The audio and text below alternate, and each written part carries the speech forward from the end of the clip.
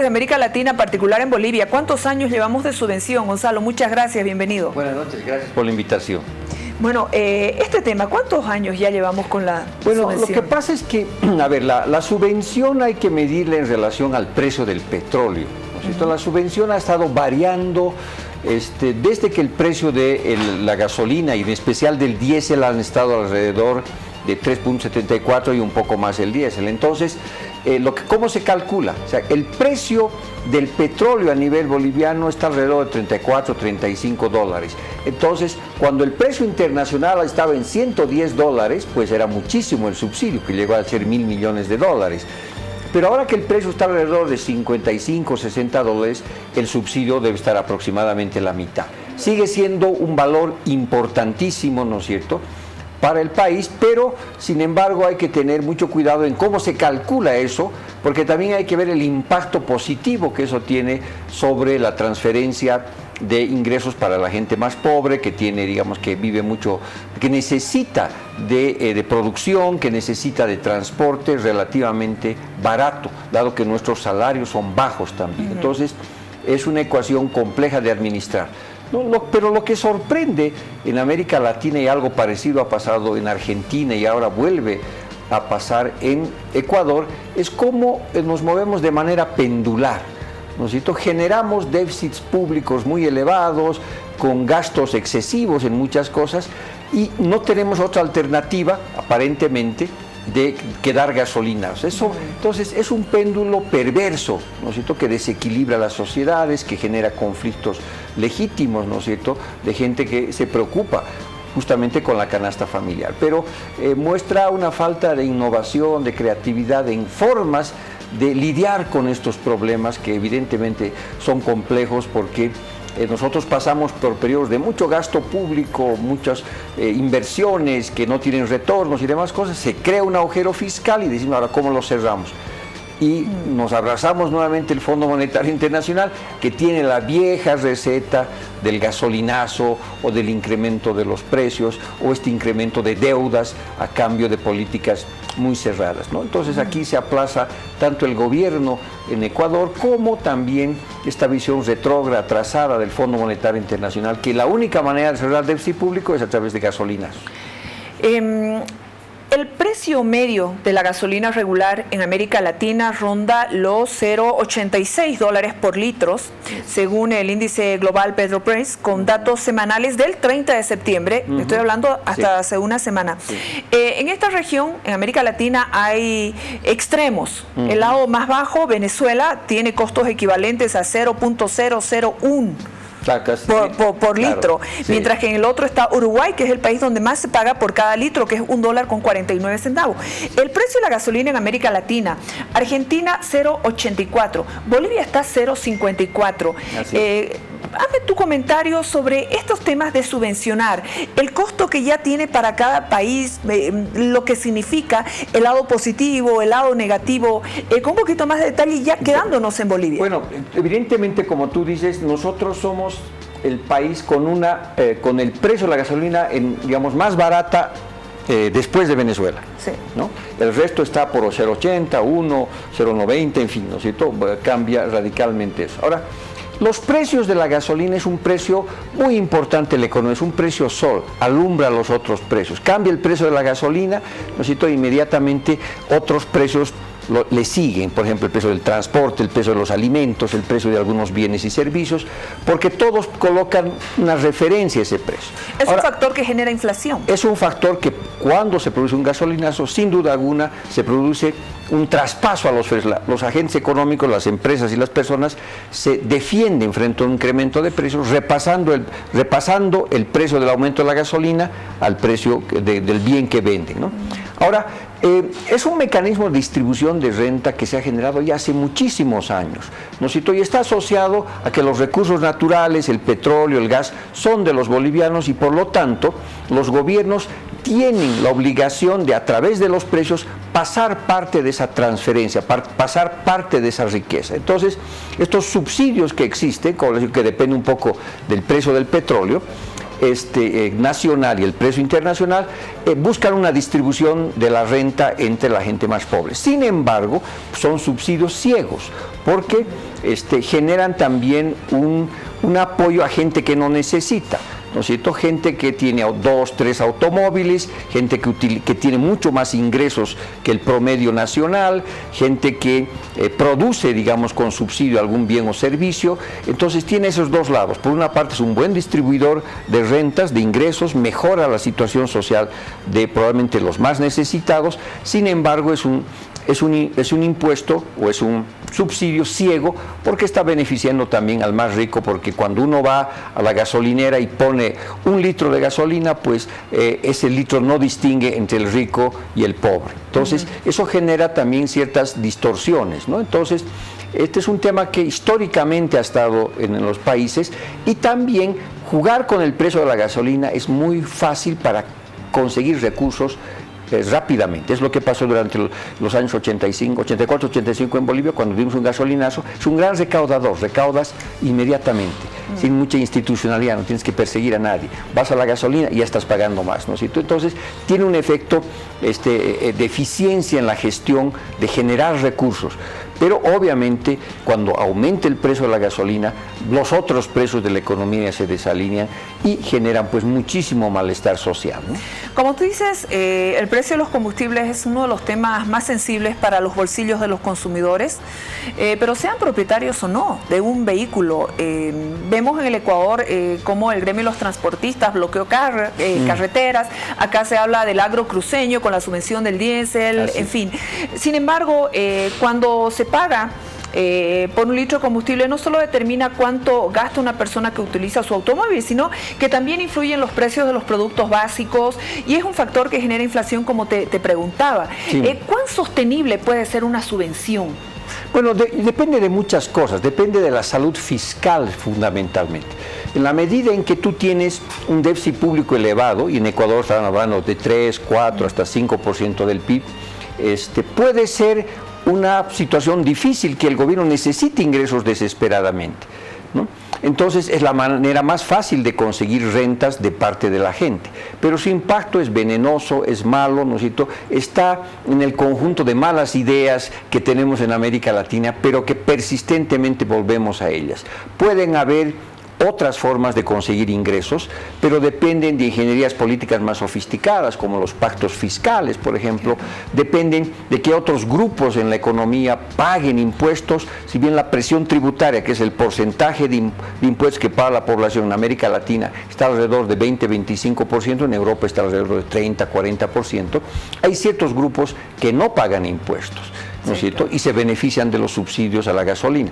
Ciertamente, los grupos más sensibles al tema de los subsidios son los alimentos. Por eso en el Ecuador los indígenas están en pie de guerra, porque ellos necesitan el transporte, ¿no es cierto? Y como ellos tienen poca rentabilidad, porque sus precios son muy bajos y es muy competitivo el mercado de los alimentos, dependen del precio del transporte. Subiendo el precio del transporte, se hace inviable el precio de la cebolla, se hace inviable el precio de la papa, o esta tiene que subir muchísimo para compensar el incremento que se da en el transporte. Eso desalinea completamente los precios y genera muchísimos problemas, ¿no? Porque al final del día, la inflación no es más que un juego cooperativo de información imperfecta. Nos ponemos de acuerdo todos para que los precios no cambien radicalmente.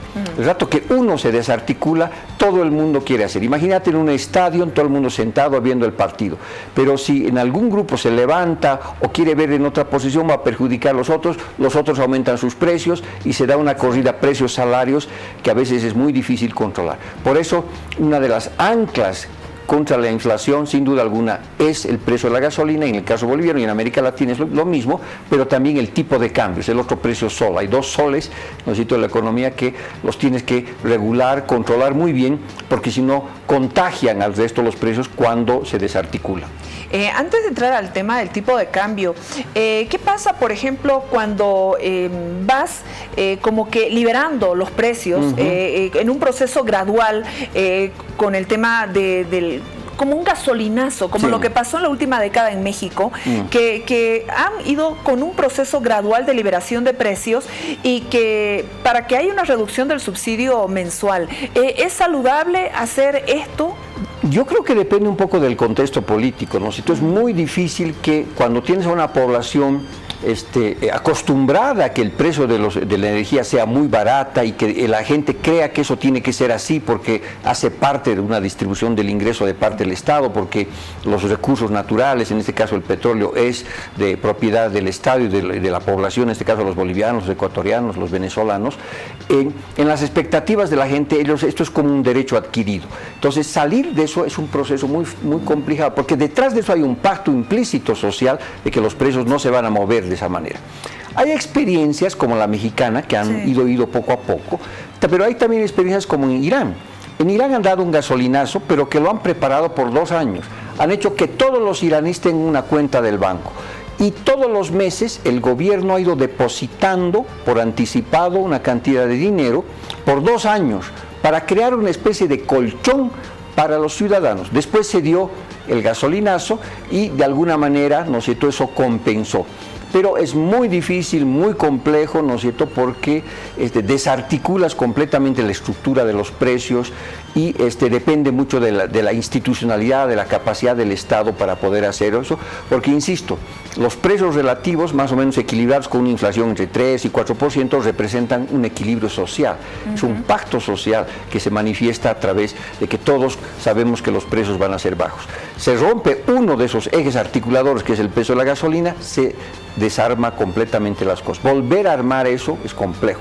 Hay otras experiencias, esto está todavía en discusión en la teoría económica, que dicen que como es difícil reajustar precios, los ciudadanos deberían expresar cuánto están dispuestos a pagar por la gasolina, ¿no es cierto? Entonces, tú sabes y en conciencia que probablemente 3.74 para los ingresos que tú tienes está siendo subsidiado, y no es justo con un transportista, no es justo con un campesino que necesita de esos precios bajos. Pero tú, que tienes un auto 0 kilómetros, que tienes un auto grande, que tienes más ingresos, podrías revelar cuánto quisieras pagar. Entonces, a veces la idea es que en el lapso de un mes, por ejemplo, todo el mundo vaya a cargar gasolina, y cuando vaya a cargar gasolina, por inteligencia artificial y por Big Data, tú le dices, bueno, yo estoy dispuesto a pagar, supongamos, 4 bolivianos. Y eso se mantiene. Ahora, a mí, toda vez que yo voy a cargar gasolina, me cobran 4. Otro dirá 3.80, otro dirá 3.90. Tal vez alguien es más consciente y dice, no, yo tengo dinero y puedo contribuir, es 4.5. Pero eso, digamos, es un concepto teórico, pero eso es una forma también de que reveles tu preferencia de cuánto estás dispuesto a pagar por un bien como es el caso de la gasolina, ¿no? Pero entonces es muy difícil. Los gasolinazos en general, salvo que la situación sea muy dramática como el año 85, que no tenías otra alternativa, pues son socialmente muy poco aceptables, ¿no? ¿Cuán saludable está la economía en el país, tomando en cuenta que llevamos cuántos años ya con la subvención de los combustibles, cuántos años ya con el tipo de cambio sin ninguna variable, sin ninguna modificación? Eso, al margen de darte una sensación de que vives en estabilidad económica, de que todo está marchando bien, políticamente es correcto. Cuéntanos sobre estos temas. Bueno, mira, yo creo que evidentemente nosotros hemos vivido un periodo de bonanza espectacular entre el año 2006 y el 2014, especialmente por esta enorme cantidad de recursos que vino a la economía boliviana, porque los precios del gas pasaron de 1 a 10 dólares el millar de pies cúbicos, porque el estaño pasó de 4 o 5 dólares la libra fina a 14, y así todos los minerales. Entonces, Bolivia recibió un cañonazo de plata. Y encima nos perdonaron la deuda externa. Por lo tanto, cuando entra a administrar Evo Morales la economía, se encuentra con un país sin deudas y con unos ingresos espectaculares en términos de, digamos, de plata disponible. Entonces, en ese contexto, por supuesto, cuando tú tienes mucho dinero, un subsidio que esté alrededor de 800 o 1.000 millones de dólares se pierde, porque tienes ingresos por todo lado, puedes ir cubriendo esos subsidios sin ningún problema, ¿no es cierto? Y eso es lo que pasó, yo diría, hasta el 2014. Pero en el 2014 se produce una inflexión muy dramática, los precios de las materias primas caen radicalmente. y el país que estaba exportando alrededor de 14.000, 15.000 millones de dólares pasa a exportar solamente 9.000 millones de dólares. Entonces tú tienes una brecha a cubrir. ¿Cómo cubres esa brecha? Para seguir manteniendo el crecimiento es endeudándote más. La deuda externa que recibió de Morales estaba alrededor de 17% del PIB y pasa a 25% del PIB.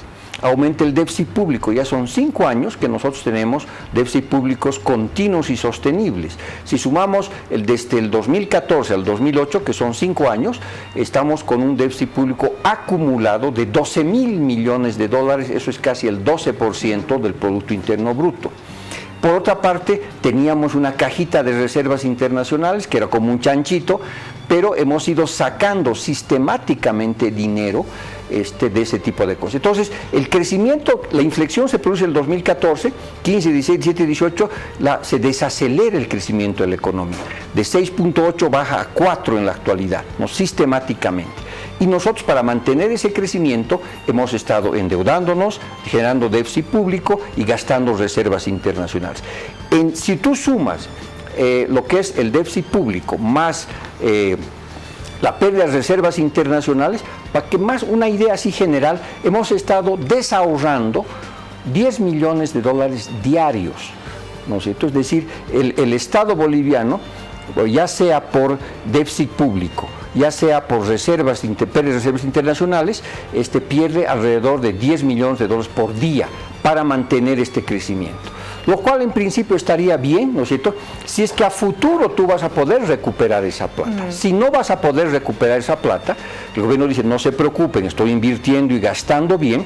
Ahí está toda la teoría de los elefantes blancos y azules, si estamos realmente gastando bien, porque dice, bueno, de estos gastos viene su propio ingreso a futuro. Eso hay muchas dudas. Entonces, tú vas acumulando estos problemas, déficit público, pérdida de reservas internacionales, aumento de la deuda externa. Aparentemente eso no ves, ¿no es cierto?, porque la situación de crecimiento es razonable, la inflación está bajo control, pero por debajo están estos problemas. Es como cuando vas al médico, sí, ¿no es cierto?, no aparecen todos los síntomas de una vez, tienes que hacerte análisis. Entonces, eso, dependiendo del contexto externo que vivas, puede ser insostenible. ¿Cómo resolvemos, digamos, de ir bajando el déficit público de 8% a algo más razonable? Porque en algún momento eso va a apretar tu zapato. Se ha desatado un nuevo debate sobre la situación de la economía boliviana y el déficit público en la gestión 2019, después de que se conoce la aprobación por parte de la Cámara de Diputados, permíteme tocar este tema del proyecto de ley 448 o 448-19, para el contrato de préstamo de 100 millones de dólares de la CAF en préstito gestionado por el Ministerio de Economía y Finanzas Públicas. De acuerdo al documento del Ministerio de Economía, por favor, el crédito estará destinado al programa de apoyo a la mejora de la gestión de las finanzas públicas del presupuesto general del Estado de este año. Estoy leyendo información oficial a propósito. ¿Qué te dice esto? Bueno, preocupante, porque una de las razones y una de las acusaciones que el gobierno hacía al pasado eran que eran unos limosneros que tenían que ir a pagar, prestarse plata del Fondo Monetario, de la CAF, del BID y de muchos otros organismos de interés para pagar sueldo, y eso era cierto, ¿no es cierto? Era un déficit fiscal brutal, no había plata para nada y el gobierno estaba con el agua en el cuello. Entonces, hemos pasado después de esa situación, especialmente debido a los precios de las materias primas, a una bonanza que duró varios años, ¿no es cierto? Y ahora, pues, es preocupante que volvamos a las viejas andanzas de pasar el sombrero para pagar o cerrar el déficit público. Son 100 millones de dólares, no es muy elevado el número, pero la señal es preocupante. O sea, que no estemos pudiendo utilizar nuestros propios recursos para, digamos, soportar los gastos y las inversiones que estamos haciendo, porque no estamos queriendo ver estos problemas. En campaña dicen, no, todo es una maravilla, el crecimiento, entonces, pero no queremos hablar lo que está debajo del, digamos, de la mesa o de la alfombra, ¿no? Un déficit público de 8% es alto para cualquier país, y en algún momento, tenemos que mirar eso con seriedad, con serenidad, y decir, ¿qué hacemos frente a eso? Ojalá que el gobierno tenga razón y las inversiones y los gastos públicos de los proyectos hacia adelante generen los impuestos o los ingresos para atenuar eso. No parece muy probable, ¿no es cierto? Entonces tienes que ser capaz de entender que ese equilibrio macroeconómico no puede tener tantas debilidades debajo de la alfombra, ¿no es cierto? Porque eso es lo que ocurrió en Ecuador, es lo que ha ocurrido en Argentina. Inclusive en Argentina se dieron cuenta que la deuda externa no habían sumado otras cosas que no estaban presentes en la contabilidad nacional. ¿El gobierno nacional está sumando la deuda interna? Por ejemplo, ahí hay un tema de debate bien interesante. A ver, la deuda externa, ¿qué es? Es la deuda que tienen los bolivianos, ¿no es cierto?, con los organismos internacionales, países amigos o cuando emitimos bonos. Bilateral. Sí, exactamente. Esa, el 2005 era 64% del PIB. Vienen los perdonazos que realizan los organismos internacionales, eso baja 17 allá por el 2007 y después sube sistemáticamente hasta 25%. Esa es la deuda deuda externa que tenemos los bolivianos con el exterior, digamos.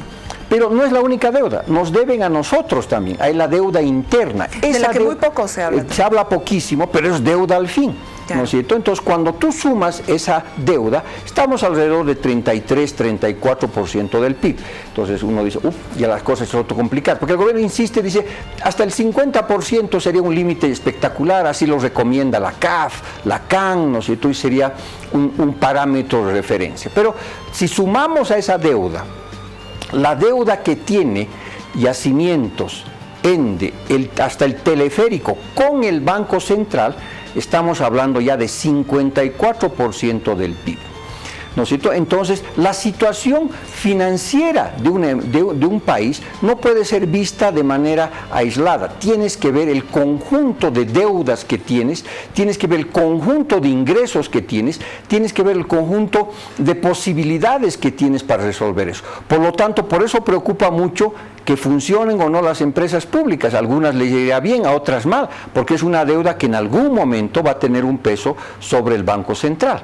Entonces, es el conjunto de deudas que uno tiene que analizar, evaluar. Igual cuando y no es solo al Banco Central, internamente no es solo al Banco Central, ¿a quién debemos? Sí, internamente nos deben a nosotros, porque parte del dinero que se prestan viene de la AFP, de nuestras contribuciones, ¿no es cierto? Pero parte de ese dinero, pues, es en realidad un crédito que hace el Banco Central, además a tasas muy bajas, a lo que es las empresas estatales. Algunas funcionan, otras no. Entonces estamos hablando de 54% de... inclusive aquí hay una anécdota muy simpática. El gobierno hace unos años atrás emitió bonos en el exterior. Dijo, miren, esta es la prueba de que el modelo económico funciona una maravilla y la credibilidad de los inversores extranjeros es fuertísima porque esto hemos vendido en una tarde a tasas de interés que estaban entre 5 y 6%. Muy bien. Pareció una cosa interesante y dijeron, los analistas, todos estos opinadores no creen en Bolivia, pero los inversores extranjeros creen en Bolivia. Pero después hemos visto que en realidad quienes han comprado esos bonos han sido las AFPs bolivianas. Nosotros hemos comprado, ¿no? Y hemos comprado han obligado a las AFPs a comprar bonos bolivianos, pero desde afuera, pagando obviamente a una correctora de bienes, una correctora financiera, varios millones de dólares, justamente para dar esa señalidad de credibilidad. Pero en realidad no eran los extranjeros que creían en Bolivia, éramos nosotros mismos que hemos sacado plata afuera y hemos comprado nuestros bonos, ¿no es cierto? Entonces, en temas de la deuda hay pues todas estas detalles que hay que conocer un poquito mejor, porque de lo que se trata es la salud financiera integral, ¿no es cierto? Cuando tú vas al banco no te pregunta, ¿usted tiene deudas? Sí, solamente le debo al banco X. Entonces no hay problema. No, usted le debe a su suegra, usted le debe a sus parientes, usted le debe a sus amigos, son todas las deudas. Entonces, deuda interna, deuda externa y obviamente deuda del Banco Central con las empresas estatales. Así hay que ver la salud financiera de un país. Muchas gracias. Dime una frase para calificar la situación de la economía boliviana.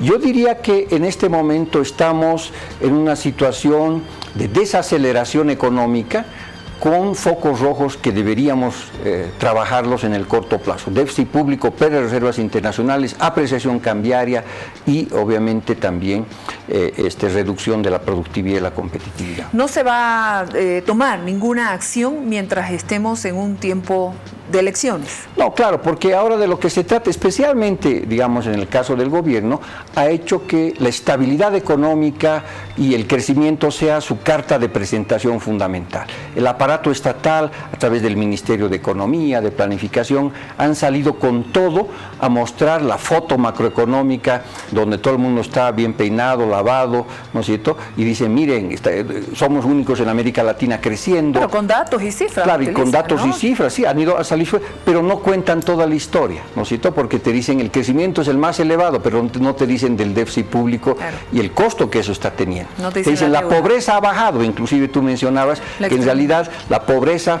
extrema, medida por ingresos, bajó a 14, pero ahora habría subido a 17 según la CEPAL, habría un pequeño rebrote de pobreza, ¿no es cierto? Pero no te dicen que eso es la pobreza de ingresos, es decir, es probable, especialmente vinculado a la economía informal, que tú tengas un poquito más de plata en el bolsillo, pero yo te aseguro que si tú ves cómo está tu salud, es un desastre, cómo es tu educación de los hijos, es un desastre, cuál es la calidad de tu empleo, es un desastre.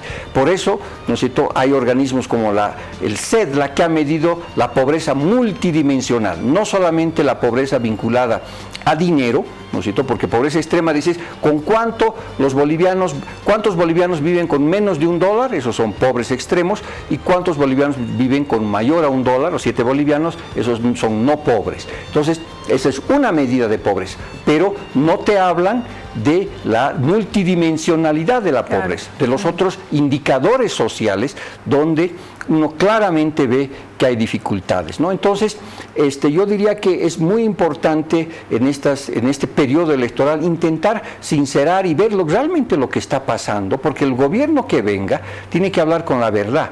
Se va a pasar ya la campaña, ¿no es cierto?, y vamos a tener que analizar estos datos que si bien no son absolutamente preocupantes, pero si eres un buen médico, cuando el cuerpo tiene un déficit público de 8%, y son 5 años de eso, cuando has bajado tus reservas internacionales en más de 7 mil millones de dólares, perdón, ¿no es cierto?, cuando te has estado endeudando, todas esas cosas son alertas tempranas. Un buen médico no trata al paciente cuando está en la tumba, lo trata cuando aparecen los síntomas complejos, y muchos de esos síntomas son complejos. Muchas gracias, Gonzalo, por haber venido al programa. Apreciamos mucho tu presencia acá en el Jaque Mate. Gracias por tu invitación. Muchísimas gracias. Vámonos a la pausa, por favor, aguárdenos unos segundos.